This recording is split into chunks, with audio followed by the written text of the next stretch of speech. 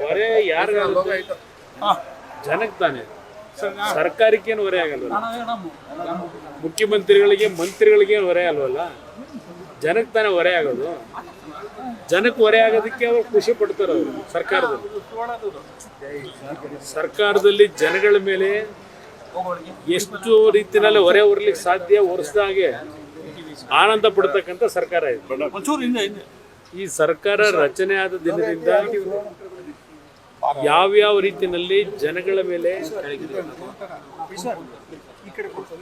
ಜನಗಳ ಜೋಬು ಕೈ ಹಾಕಿ ಲೂಟಿ ಮಾಡ್ತಕ್ಕಂಥ ಕೆಲಸಕ್ಕೆ ಕೈ ಹಾಕಿದ್ದಾರೆ. ಒಂದು ಸೀರೀಸ್ ಆಫ್ ಲಿಸ್ಟೇ ಕೊಡ್ಬೋದು.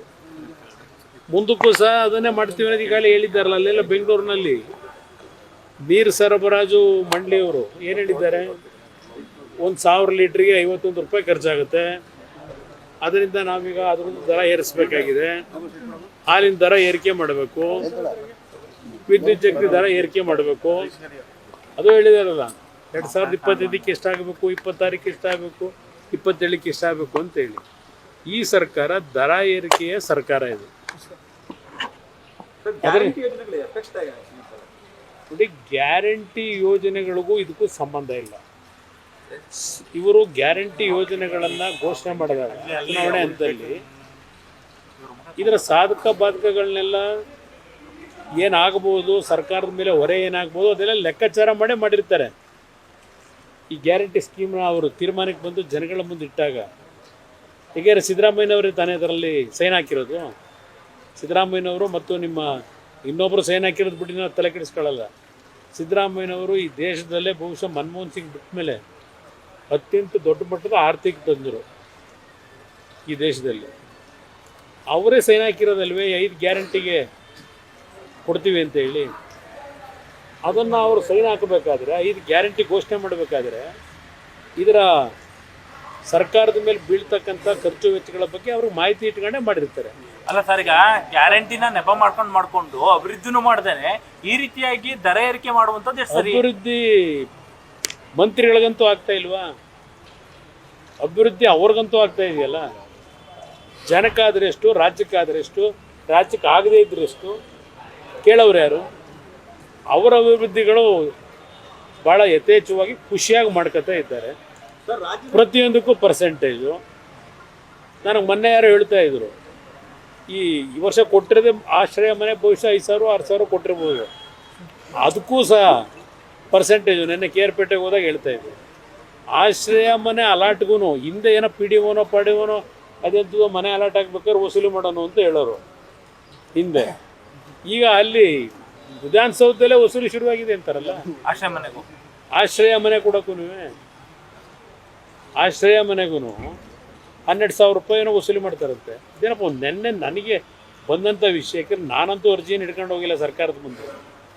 ಶಾಸಕರುಗಳು ಹೇಳೋದು, ನಾನು ಹೇಳೋದಲ್ಲ. ಅದರಿಂದ ಅವ್ರ ಸಂಪತ್ ಭರಿತವಾಗಂತೂ ಇದಾರಲ್ವಾ.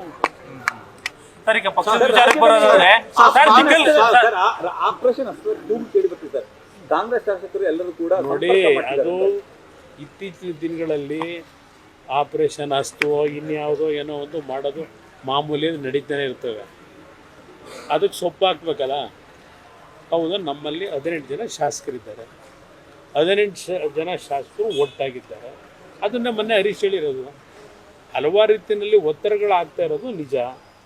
ಆದರೆ ನಮ್ಮಲ್ಲಿ ಎಲ್ಲ ನಾವು ಒಂದು ಒಗ್ಗಟ್ಟಲ್ಲಿ ಒಂದು ವಿಶ್ವಾಸದಲ್ಲಿದ್ದೇವೆ ಅಂತಕ್ಕಂಥದ್ದನ್ನು ಈಗಾಗಲೇ ಶಾಸಕರ ಪರವಾಗಿ ಹರೀಶ್ ಹೇಳಿರ್ತಕ್ಕಂಥದ್ದು. ಅವರೆಲ್ಲ ಕೂತು ಚರ್ಚೆ ಮಾಡ್ತಾ ಇರ್ತಾರೆ. ಬೆಳಗಾವಿ ಅಧಿವೇಶನದಲ್ಲೂ ಏನೇನು ನಡೀತಿದೆ ಅಂತಕ್ಕಂಥದ್ದು ಅವರೆಲ್ಲ ಮ್ಯೂಚುವಲಿ ಮುಕ್ತವಾಗಿ ಚರ್ಚೆ ಮಾಡ್ಕೊಂಡಿರ್ತಾರೆ ಏನೇನು ನಡೀತಿದೆ ಅಂತ ಹೇಳಿ. ಅದನ್ನೇ ಮೊನ್ನೆ ಹರೀಶ್ ಹೇಳಿರೋದು.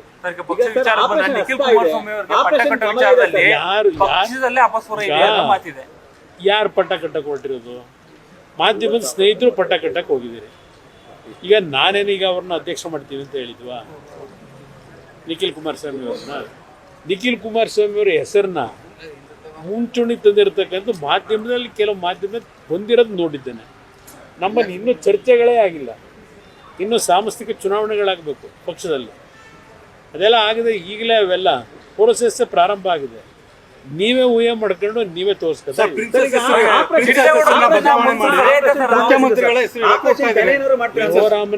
ನಾನು ಬ್ರದರ್, ನೀವು ಒಳ್ಳೆ ಪ್ರಶ್ನೆ ಕೇಳಿದ್ರಿ. ಅದು ಯಾಕೆ ಇಷ್ಟೆಲ್ಲ ಒದ್ದಾಡ್ತೀರಿ? ನಾನು BJP ಸ್ನೇಹಿತರುಗಳಿಗೂ ಮನವಿ ಮಾಡ್ತೀನಿ, ಯಾಕೆ ರಸ್ತೆಯಲ್ಲಿ ಪ್ರತಿಭಟನೆ? ಮುಖ್ಯಮಂತ್ರಿಗಳಂತೂ ಈ ವಿಷಯದಲ್ಲಿ ನಾನು ಗಮನಿಸಿರ್ತಕ್ಕಂಥದ್ದು, ಆ ಪ್ರಿನ್ಸಸ್ ರಸ್ತೆಯನ್ನು ಬದಲಾವಣೆ ಮಾಡಿ, ಹೆಸರನ್ನು ಬದಲಾವಣೆ ಮಾಡಿ ಇವ್ರ ಹೆಸರಿಡಬೇಕು ಅಂತಕ್ಕಂಥ ಒಂದು ಮುನ್ನೆಲೆಗೆ ಬಂತಲ್ಲ, ಮುಖ್ಯಮಂತ್ರಿಗಳು ಬೇಡ ಅಂತಲೂ ಹೇಳ್ತಾ ಇಲ್ಲ, ಬೇಕು ಅಂತಲೂ ಹೇಳ್ತಾ ಇಲ್ಲ, ಜಾಣ ಮೌನಕ್ಕೆ ಒಳಗಾಗಿದ್ದಾರೆ ಅಲ್ವೇ? ಇಷ್ಟೆಲ್ಲ ಕಾಂಟ್ರವರ್ಸಿ ಮಾಡ್ಕೊಳ್ಳೋದು, ಇಷ್ಟೆಲ್ಲ ಬೀದಿಲಿ ಪ್ರತಿಭಟನೆ ಮಾಡೋದು, ಇದೆಲ್ಲ ಬಿಟ್ಟು ಅತ್ಯಂತ ಮಹತ್ವವಾಗಿ ಇಡೀ ದೇಶದಲ್ಲಿ ಚರ್ಚೆ ಆಯ್ತಲ್ವೇ ಕೆಸರೆ ಗ್ರಾಮ. ಆ ಕೆಸರೆ ಗ್ರಾಮದ ರಸ್ತೆಗೆ ಸಿದ್ದರಾಮಯ್ಯ ಹೆಸರಿಟ್ರೆ ಆಯ್ತಪ್ಪ, ಯಾವ ಕಾಂಟ್ರವರ್ಸಿ ಇರಲ್ಲ ಅಲ್ವಾ? ಕೆಸರೆ ಗ್ರಾಮಕ್ಕೆ ಹೆಸರಿಟ್ಕೊಂಬಿಡಿ, ಸಿದ್ದರಾಮಯ್ಯ ಬಡಾವಣೆ ಅಂತಲೋ ಸಿದ್ದರಾಮಯ್ಯ ಎಂಥದ್ದು ರೋಡ್ ಅಂತಲೋ ಇಟ್ಕೊಂಬಿಡಿ. ಅದು ಯಾಕೆ ಸುಮ್ಮನೆ ಪಾಪ ಮೈಸೂರು ಅರಸರ ಕುಟುಂಬದ ಹೆಸರನ್ನ ತರೋದು? ಪಾಪ ಅವರೆಲ್ಲ ಸತ್ ಸ್ವರ್ಗದಲ್ಲಿದ್ದಾರೆ, ಈ ರಾಜ್ಯಕ್ಕೆ ಕೊಡುಗೆ ಕೊಟ್ಟು. ಏನು ಕೊಡುಗೆ ಮೈಸೂರಿಗೆ? ಈಗ ನಾನು ಆಗಿದ್ರೆ ಕೇಳಬೇಕಲ್ವೇ? ನಾನು ಆ ಕೆಲಸಕ್ಕೆ ಹಿಡಿಯಲ್ಲ. ಒಬ್ಬ ಜನಪ್ರತಿನಿಧಿಯ ಕರ್ತವ್ಯ, ಒಂದು ಅಧಿಕಾರ ದೊರಕಿದಾಗ, ಜನ ಕೊಟ್ಟಾಗ ಜನಗಳ ಸೇವೆ ಮಾಡಬೇಕಾದಂಥದ್ದು ಒಬ್ಬ ಜನಪ್ರತಿನಿಧಿಯ ಕರ್ತವ್ಯ ಅಷ್ಟೇ. ಅವರು 1985 ಬಂದ್ರಲ್ವೇ ಶಾಸಕರಾಗಿ, ಮೈಸೂರು ಜಿಲ್ಲೆ ರಾಜಕಾರಣ 83 ಬಂದರು.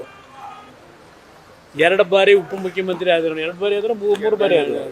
ವಿರೋಧ ಪಕ್ಷದ ನಾಯಕರು 1 ಬಾರಿ ಮುಖ್ಯಮಂತ್ರಿಯಾಗಿ 2ನೇ ಬಾರಿ ಪೂರ್ಣಗೊಳಿಸಿ ಕೊಟ್ಟಿದ್ದಾರೆ. ಮುಂದಿನ 3 ವರ್ಷ ನಾನೇ ಅಂತ ಹೇಳ್ಕೊಂಡಿದ್ದಾರೆ. ಈಗ ಇಷ್ಟೆಲ್ಲ ಅಧಿಕಾರ ದೊರಕಿ ಯಾವ ಮೈಸೂರಿನ ಪುಣ್ಯಾತ್ಮರು ಇವರಿಗೆ ಇಷ್ಟೆಲ್ಲ ಬೆಳೆಸಿದ್ರು, ಅವ್ರು ಕೊಟ್ಟಂಥ ಕೊಡುಗೆ ಮೈಸೂರು ಜಿಲ್ಲೆಗೆ.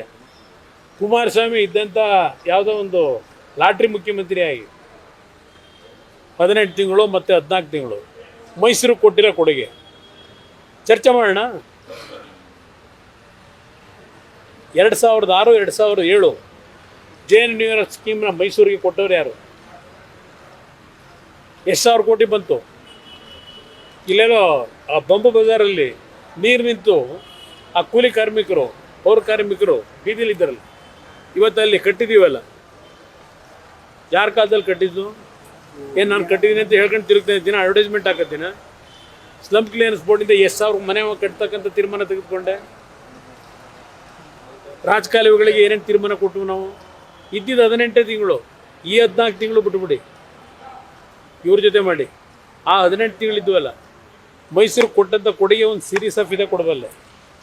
ಅಯ್ಯೋ ನಾನು ಇಷ್ಟೆಲ್ಲ ಮಾಡ್ಬಿಟ್ಟಿದ್ದೀನಿ, ನಾನು ಹೆಸರಿಡಪ್ಪ ಅಂತ ಹೇಳೋಕ್ಕಾಯ್ತದ? ನಮ್ಮ ಕರ್ತವ್ಯ ಅದು. ಪಾಪ ಹೇಳ್ಬೇಕು, ಇಷ್ಟೊತ್ತಿಗೆ ಅವ್ರು ಹೇಳಬೇಕಾಗಿತ್ತು ಮುಖ್ಯಮಂತ್ರಿಗಳು. ನನ್ನ ಹೆಸರನ್ನು ಯಾತಕಪ್ಪ ತರ್ತೀರಿ? ಅದರ ಅವಶ್ಯಕತೆ ಇಲ್ಲ. ನಾನು ಜನಗಳ ಹೃದಯದಲ್ಲಿ ಇರಬೇಕು ಅಂತ ಆಸೆ ಪಡೋನು. ಅದ್ಯಾವುದು ರಸ್ತೆ ಮುಂದೆ ಹೆಸರು ಹಾಕೊಂಡು ದಿನ ಹೆಸರು ನೋಡಿ ಅಂತ ಹೇಳ್ಬೇಕಾ? ಒಳ್ಳೆ ಕೆಲಸ ಮಾಡಿದ್ವಿ, ಜನ ನೆನ್ಕೋತಾರಪ್ಪ. ಅದಕ್ಕೆ ಇಷ್ಟೆಲ್ಲ ಕಾಂಟ್ರವರ್ಸಿ ಮಾಡ್ಕೊಂಡು ದಿವಸ ನಿಮಗೂ ಕಷ್ಟ ಕೊಟ್ಟು ಆ ಬಿಸ್ತಲ್ಲಿ ಕರ್ಕೊಂಡು ಹೋಗಿ ಮೆರವಣಿಗೆಯಲ್ಲಿ ಇವೆಲ್ಲ ಬೇಕಾ? ಆ ಕೆಸರೆ ಗ್ರಾಮಕ್ಕೆ ಇಟ್ಕೊಂಡ್ಬಿಟ್ಟಿದ್ಲ ಈ ಸಿದ್ದರಾಮಯ್ಯ ರಸ್ತೆ, ಸಿದ್ದರಾಮಯ್ಯ ಅದು ನೋಡ ಮೌನಿಗೆ ಶರಣಾಗವೆ ಅಂದ್ರೆ ಅವರೇ ಇದೆಲ್ಲ ಮಾಡಿಸ್ತಾ ಇರ್ಬೇಕಲ್ವೇ? ಬಹುಶಃ ಯಾರಿಗೂ ಸರಿಯಾಗಿ ಅರ್ಥ ಮಾಡ್ಕೊಂಡು ಚೀಟಿ ಯಾವುದು ಬಿಡಿಸೇನಿಲ್ಲ, ವಿಷಯದಲ್ಲಿ ಚರ್ಚೆ ಮಾಡಿದ್ರು. ಆದರೆ ಪಕ್ಷಕ್ಕೆ ಸಂಬಂಧಪಟ್ಟಾಗೆ ಯಾವುದೇ ರೀತಿಯ ಸಮಸ್ಯೆಗಳಿಲ್ಲ, ಎಲ್ಲ ಸುಗಮವಾಗಿ ಮುಂದುವರಿತು. ಅವರಿಗೆ ನೋಡಿ, ಕಾರ್ಯಕರ್ತ ಸಭೆ ಬರೋದು ಬಿಡೋದು ಒಂದು ಭಾಗ, ಆದರೆ ನಮ್ಮ ನಿರಂತರ ಸಂಪರ್ಕದಲ್ಲಿ ಇದ್ದಾರೆ. GT ದೇವೇಗೌಡರದು ನಮ್ಮದು ಏನಾದರೂ ಸಣ್ಣ ಪುಟ್ಟ ಸಮಸ್ಯೆಗಳಿದ್ರೆ ಅದು ಗಂಡ ಹೆಂಡತಿ ಸಮಸ್ಯೆ, ಉಂಡು ಮಲಗತ್ತರಗ ಅಂತ ಹೇಳ್ತಾರಲ್ಲ, ಅಷ್ಟೇ ಅದು. ಅದ್ರ ಬಗ್ಗೆ ನೀವೇನು ತಲೆ ಕೆಡಿಸ್ಕೋಬೇಡಿ, ಎಲ್ಲ ಸರಿ.